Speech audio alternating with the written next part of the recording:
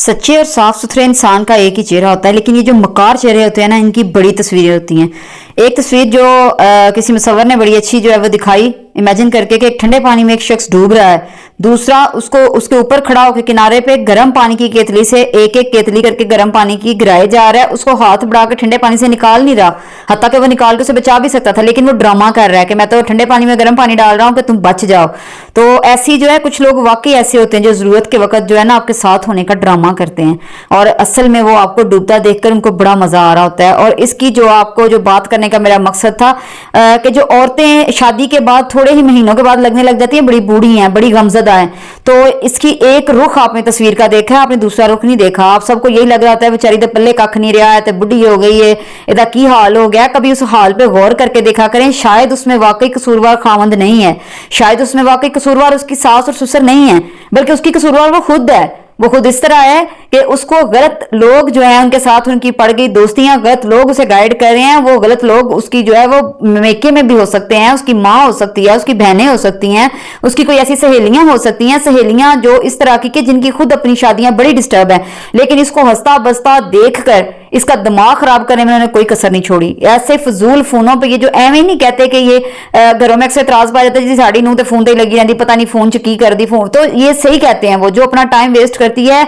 अपनी दोस्तों को, अपनी पहले तो हंस के हर बात बता लेनी होती है, शादी वाले दिन से लेकर एंड तक उन्होंने सारी कहानी सुना लेनी है, और फिर वो शायद उसकी जिंदगी में वो सुकून है ही नहीं जिस दोस्त को तुम बता रही हो,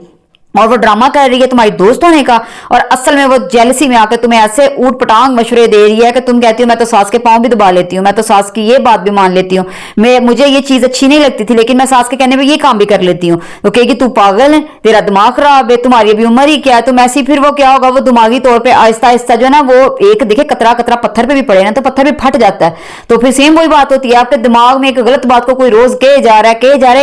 एक वक्त आएगा आपको वो गलत बात भी ठीक लगने लग जाएगी। तो ऐसे दोस्तों से, ऐसे मक्कार लोगों से बचें, ये लोग आपको जवानी में बूढ़ा करते हैं। फिर आप फजूल के अपने अंदर स्ट्रेस पालती हैं, फजूल के गम पालती हैं, बेमकसद के झगड़े शोर से करेंगी, बेमकसद की अपनी सास से नंदों से करेंगी, और आपका हंसता बसता घर जिसको कि आप बड़े अच्छे तरीके से जो है वो लेके चल रही थी, तो उसको आपने तबाही के दहाने पे लाके खड़ा कर देना है। और तसल्ली देने वालों के नाम पे वो दोस्तें आपकी बड़ी खैरख्वाह होंगी, वो जो रिश्तेदार हैं जो आपको इस काम पे जिन्होंने आपको उकसाया वो आपके बड़े जो है ना खैरखा बने होंगे, और एट द एंड आपको पता भी चल जाना है कि इन्होंने तबाही में, मेरे घर की तबाही में या मेरी जिंदगी तबाह करने में सबसे बड़ा हाथ इनका था, लेकिन तब तक बहुत देर हो चुकी होनी है, इतनी देर हो चुकी होनी कि शायद आपका रिश्ता इतना कमजोर पड़ चुका हो कि वापसी का कोई रास्ता ना बचे। तो ऐसे जो लोग हैं जो ऐसे आपको फ्री के मशवरे देने वाले हैं, उनसे बचें।